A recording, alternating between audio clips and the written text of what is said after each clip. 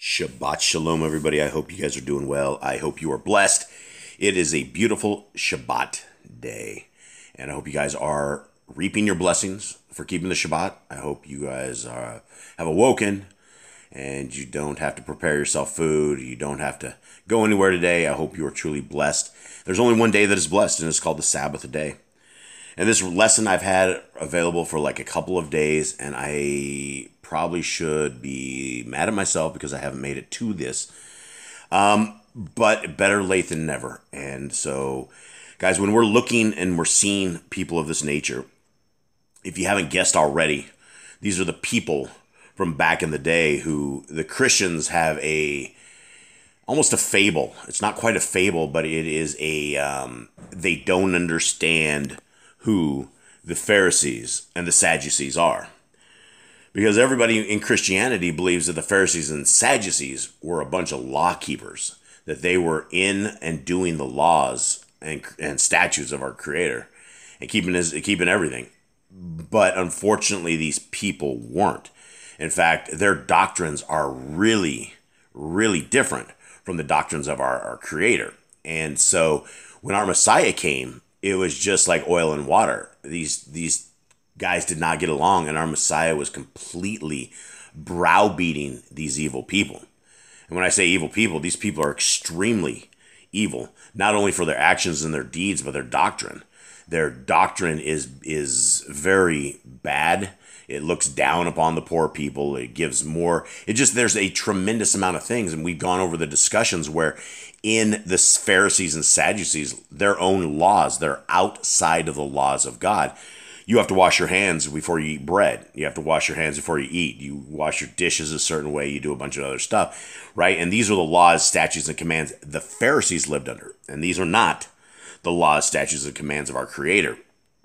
Because if they were, then they'd be documented and our Messiah wouldn't come down and be crushing these guys for keeping stuff outside of it. And so we have to get in alignment with the laws, statutes, and commands of our Creator. And the only way to do that is by reading the Torah. The only way to know what the heart, mind, and soul of our Creator is by seeking His face, by reading the Torah. You're not going to get it by being spoon-fed lessons from people behind pulpits who are being paid. Right? If you're in a 501c3 Sunday worshiping church where your preacher is being paid for a lesson on Sunday, that's his job, right?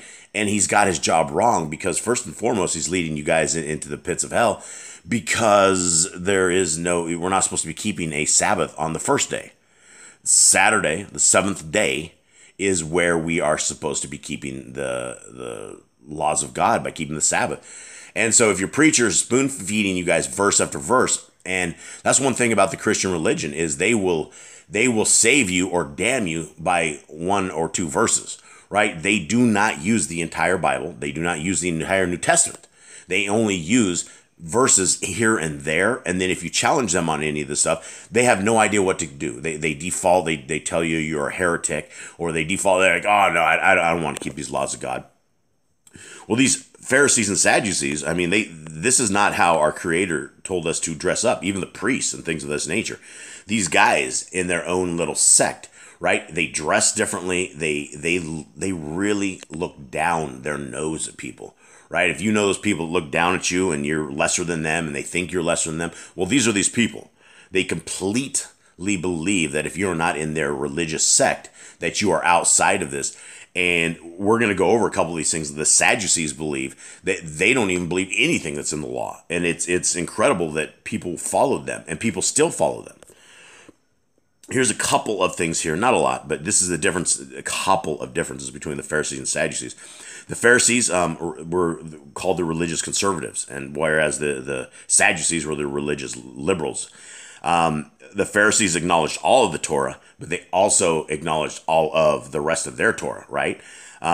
Respected by the common man, controlled synagogue of Galilee, and then the Sadducees, they despised by the common man, controlled temple and Jerusalem. That's just a very scraping of the top of this. These people have a tremendous amount of different doctrines, and we'll go over that here shortly when we get into this lesson. And guys, for those who are listening in, and by the way, my name is Jason, and this is the Yahoo and the Torah channel. I am one of 5 gardeners that we have here, and we are pleased and we are proud. We are so happy that Yahuwah has given us a chance and an opportunity to allow us to help him in any way that we possibly can. We are honored more than anything. And, you know, these are all life lessons, and I didn't just understand this stuff. I just didn't come to the learning of the stuff. It's taken years and years and years. We've been in Torah 7 or 8 years, I believe. We've been reading the Torah probably every single day of somewhere in the Torah for every one of those years. We've probably read a verses, chapters. We go all over the Bible. We go from the front to the back and all over the place. And the lesson has to do with, the first part of this lesson has to do with this right here. And everybody's heard the very first one that we're going to go into. But I'm going to show you guys some stuff that you probably have never seen. And I'm going to explain some stuff that hasn't been seen. Mark 12:1. You guys have heard this before, but let's go and see if we can find something else. Let's see if the Holy Spirit will talk to us, and we can get this down and understand what our Creator has meant for us, even as the New Testament is written. Mark 12:1.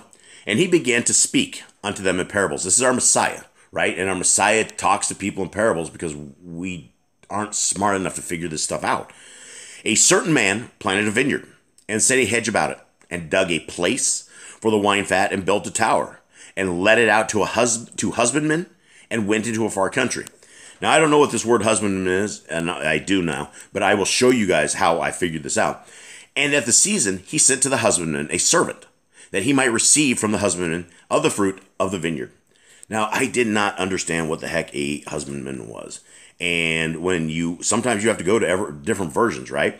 Over on the left-hand side, I have the King. Over on the right-hand side, I have the NIV. And if we read this in the King, it's the same thing. It says, and let it out to the husbandman. What is a husbandman? You know, without having to look it up. If we look over here at the NIV, then it says, then he rented the vineyard to some farmers and moved to another place. Oh, okay. And then in verse 2, he says, at harvest time, he sent a servant to the tenants to collect from them some of the fruit of the vineyard. So we have tenants, and second time he calls them husbandmen, right? And so there's crazy translations all over the place. But to understand what we're talking about here is we are talking about, and you know, this parable isn't too hard to figure out, right? Our Creator, he built the earth, right? He built everything that we are here, right? He said, take care of this, multiply. And this whole parable is about our Messiah.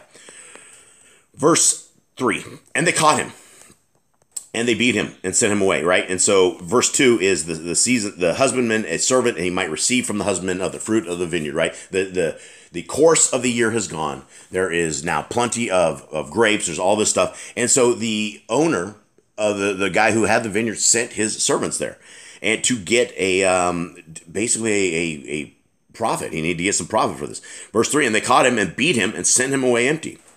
Verse 4, and again he sent unto them another servant, and at him they cast stones and wounded him in the head and sent him away shamefully handed. So yet we have another guy. So basically the first servant went back all wounded. Then he sent the second guy and they beat him up. Right? They hit him in the head with stones. Verse 5, and again he sent another, and they killed him, and many others, beating some and killing some. Guys, these are over the years, the prophets. All the prophets have ended up dead. They've killed all the prophets. Everybody he sent, they beat up, right? If you have the message of truth, you usually get beat up for it. It's not something that people embrace, usually. Verse 6, having yet therefore one son, his well-beloved, he sent him also last unto them, saying, they will reverence my son. But those husbandmen said among themselves, this is the heir. Come, let us kill him, and the inheritance shall be ours. And they took him and killed him and cast him out of the vineyard. Verse 9, what shall therefore the Adonai, the master of the vineyard, do? He will come and destroy the husbandmen, the farmers, and will give the vineyard unto others. And have ye not read this scripture? The stone which the builders rejected is become the head of the corner, right? And so these are all stories that these Yahudim, the Sadducees and Pharisees, the religious sects, they did not like this. They did not like this at all. This was Yahuwah's doing, and it is marvelous in our eyes. And they sought to lay hold on him, but feared the people, for they knew that he had spoken the parable against them, and they left him. and went their way. And they sinned unto him certain of the Parashim, right? More of the Pharisees and of the Herodians to catch him in the words. Now, this is crazy. This is one thing you do not want to do. Our Messiah is the utmost attorney of the Torah, right? And so they are trying to trick our Messiah, and you can't trick him, right? He's the most legal beagle there is when it comes to the Torah. Verse 14, and when they were come, they say unto him, Rabbi, right? And these guys are a bunch of trickery guys, right? We know that you are true and care for no man, for you regard not the person of men, but teach the way of Elohim in truth. So they give you a bunch of sugar, they give you a bunch of love, and then they try to catch you in a trap. Then they say, is this the trap or is this not? And the guy that we're talking about here is Caesar, right? And people know him as Caesar, but it's Caesar. And there's the question. Is it lawful to give tribute to Caesar or not? Shall we give or shall we not give? But he, knowing their hypocrisy, said unto them, Why tempt ye me? Bring me a penny that I may see. Now, if he would have said, no, you don't have to give anything under Caesar, you to Caesar, you don't, that would have been, they would have killed him for that. Not the Pharisees, but the Caesar, right? They are basically in a captivity, and they're living in the land that is essentially not theirs. It was captive, and they're slaves in their own kind of lands. Shall we give or shall we not? But he, knowing their hypocrisy, said unto them, Why tempt ye me? Bring me a penny that I may see it. And they brought it. And he said unto them, Who is this image and superscription? And they said unto him, Caesar's. And Yahushua answering, said unto them, Render to Caesar the things that are Caesar's, and to Elohim the things that are Elohim's. And they marveled at him, right? Instead of being able to trap our Messiah in this, he says basically, if whoever is the president of the land, if they have their inscription on the coins, give to them what is theirs, because this world is Satan's. It is not. Our Creator will come back and cling it, and our Messiah will run it. But right now, it's all under satanic control. Verse 18.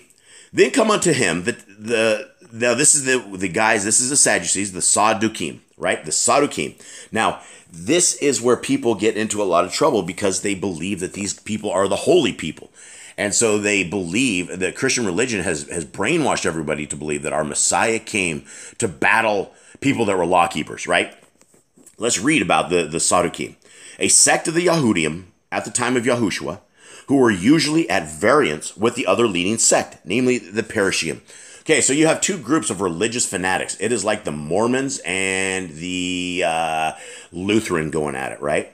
This is they're both incorrect, right? And they don't have their doctrine right, but they are the leaders, right? They're the leaders of this thing.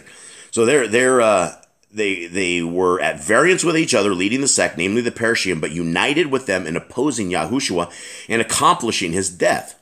Luke 20:27 and Matthew 16:1-12. The name would seem to be derived from an Ivrit. So this is a Hebrew word signifying the just. But here we go. But the Talmudists affirm that it comes from a certain Zodok.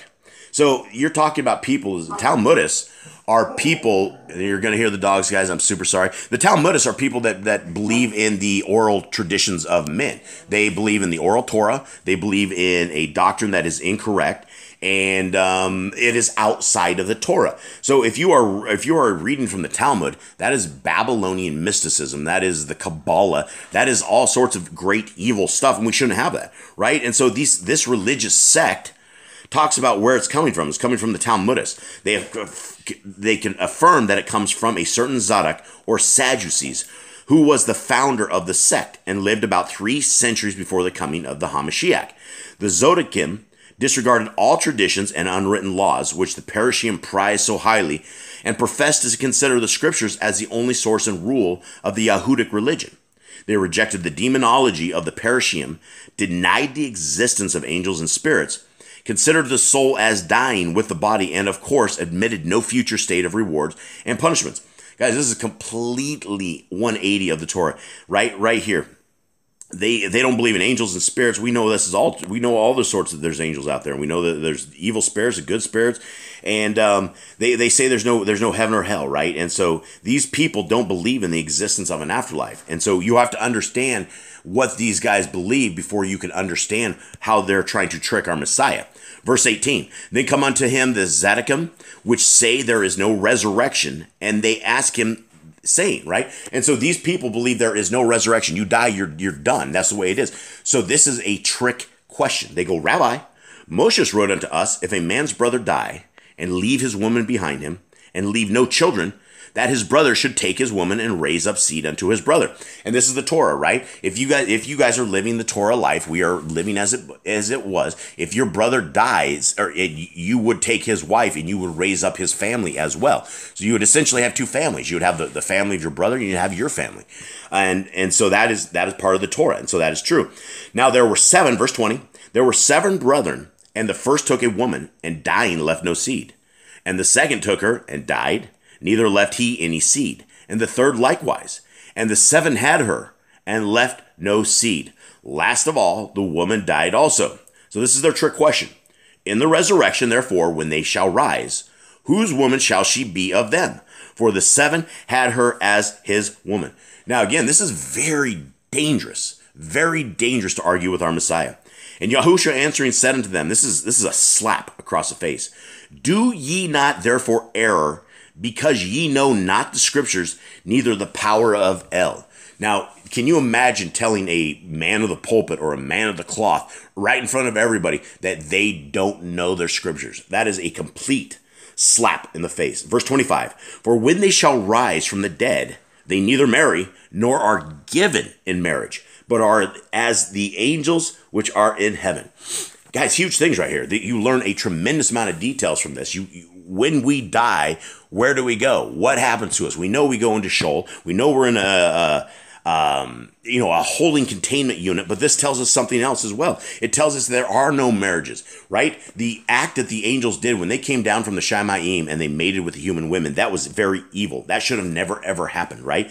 That's where they created the hybrids, the Nephilim, and all the men of renowned old, right?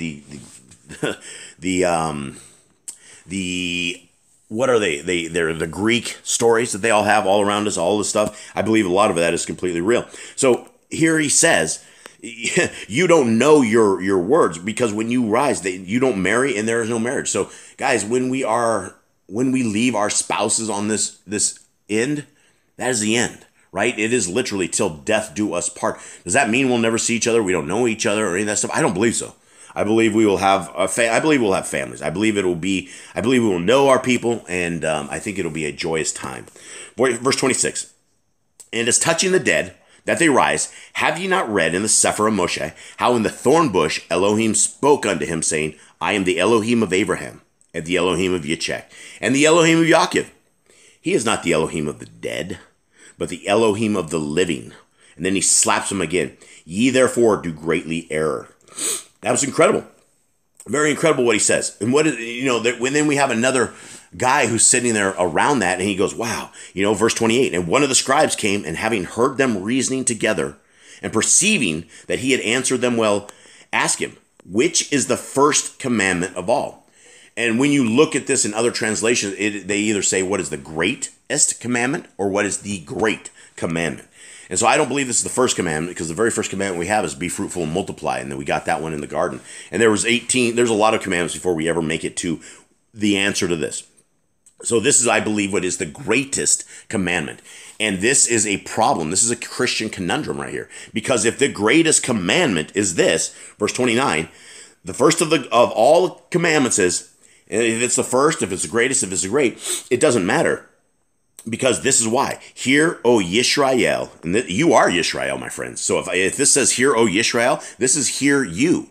Hear my people. You are Yisrael if you keep the laws, statutes, and commands of our Creator and call upon the name of the Messiah. Here, Yahuwah Eloheinu, Yahuwah is one. And you shall love Yahuwah Eloheka with all your heart, with all your soul, with all your mind, and with all your strength. This is the first commandment. And it's the greatest commandment. It's not the first, but I mean that you got to go with the translations. That's why you got to be founded in this, so you guys can bounce back and forth and you don't pick up the wrong doctrine. So the greatest commandment, the first commandment, is that you love God with all your heart, mind, and soul. Now, this is what I ask people all the time. How can you honestly look at yourself in the mirror and say you love God with all your heart, mind, and soul if you don't know his law, statutes, and commands? If you're so lazy that you don't care what the law, statutes, and commands are, and you're willing to be spoon-fed from a pulpit on the wrong day of the church, then you're going to end up in hell. That's just the way it is. Verse 31, and the second is like, namely this, you shall love your neighbor as yourself. There is none other commandment greater than these. And that's what they've said. Various translations is like the whole of the Torah hangs up on these two commands. And the Christians right there will go, okay, well, we only have two commands. Okay, if that is the case, then you are absolutely not loving God with all your heart, mind, and soul when you do not know his laws, statutes, and commands. If you've run this entire existence of your life without sitting down one day and reading the Torah, which I urge you guys to all read over and over and over, it's important. Verse 32, and the scribe said unto him, well, Rabbi, you have said the truth, for there is one Elohim, and there is none other but he. And to love him with all the heart, and with all the understanding, and with all the soul, and with all the strength, and to love his neighbor as himself is more than all whole ascending smoke offerings and sacrifices. What in the world does that mean? It means that if we loved our Elohim with all our heart, mind, and soul, and our neighbor as ourselves, we wouldn't have to have sacrifices all the time. But we don't do that, right? We can't stand our neighbors. We can't stand people. We can't stand our brother. Our dad did something evil to us. Our mom did something evil to us. Our cousin did something evil to us. Our brothers, sisters, the whole works, right? And you will hold these grudges for all times. And so when you go to bed holding a grudge, you are not loving your neighbor with all your heart, mind, and soul. There's verse 34. And when Yahushua saw that he answered discreetly, he said unto him, you are not far from the kingdom of Elohim. And no man after that dared ask him any question. Guys, and so if you want to know how do we get to the Shamayim, this guy almost had it, right? This guy almost figured it out. How did he figure it out? He said that was true.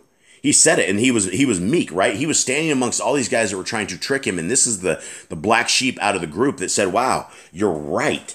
And our Messiah says, you are not far from the kingdom of Elohim. What else are we missing? We're missing the faith in our Messiah, right? The faith in our Messiah. Verse 35. And Yahushua answered and said, while he taught in the temple, how say the scribes that Mashiach is the son of David? For David himself said by Ruach HaKodesh, Yahuwah said to my Adonai, sit on my right hand till I make your enemies your footstool. David therefore calls himself Adonai. And whence is he then his son? And the common people heard him gladly. And he said unto them in his doctrine, beware of the scribes. These are the people that we're all talking about, right? Which love to go in long clothing and love salutations in the marketplaces, and the chief seats in the synagogues and the utmost rooms at feasts, right? Who has the fancy places? Who has the good seats? These people are not what our Creator said. Our Creator is a humble Creator, right? These guys that are dressing up really nice and making themselves look good and praying in front of everybody, this is not what our Creator wants. He wants humble people. He wants people who will humble themselves and come to them. And the chief seats in the synagogues of the utmost rooms, which devour widows' houses, and for pretense make long prayers, these shall receive great damnation. And Yahushua sat against the treasury and beheld how the people cast money into the treasury, and how many that were rich cast in much. And there came a certain poor widow, and she threw in 2 mites, which make a farthing. And he said unto them, his Talmudian, and said unto them, amen, I say unto you, that this poor widow has cast more in than all they which have cast into the treasury. For all they did cast in of their abundance, but she of her want did cast in all that she had, even all her living. Guys, this entire chapter tells us so much about everything. It tells us about the evil people that were in those days, the religious leaders of those days. And you know what? It doesn't change today, because you may not have those people that are keeping the law, statutes, and commands of our God, and then other commands outside of it, because you have all these preachers today who do not keep the laws of God.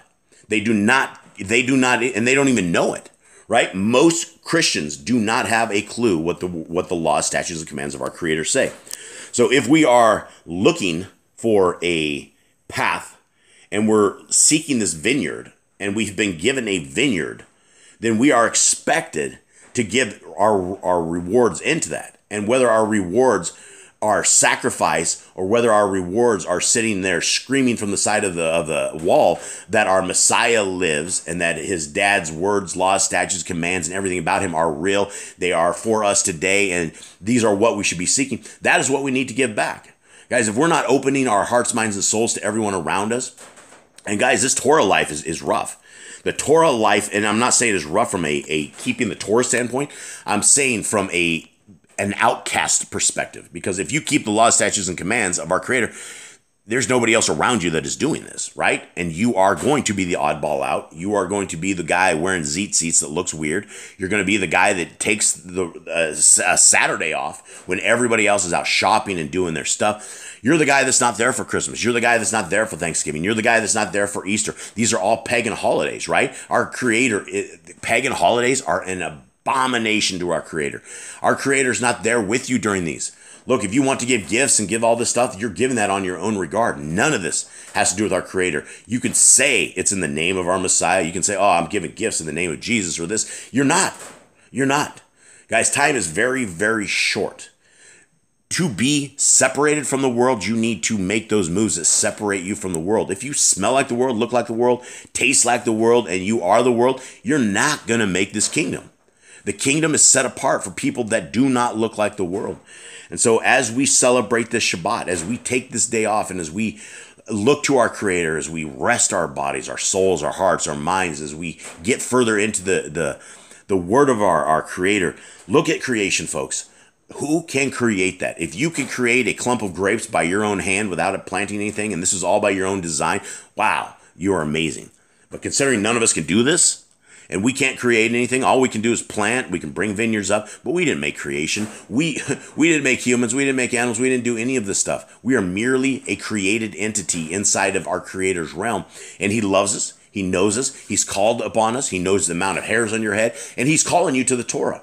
He's calling to a lifestyle that you will be proud of, that He will be proud of you. When the lights are out, can you say you did the will of our Creator? If you just called upon the name of the Messiah and you lived your life in sin, you are absolutely not walking with our Creator. Guys, so please read your Bibles. Genesis, Exodus, Leviticus, Numbers, and Deuteronomy. That is the Torah. That is the Torah of our Creator. That is His words. Made flesh is our Messiah. Guys, give it a try. And I hope you guys have a wonderful Shabbat. I'm out.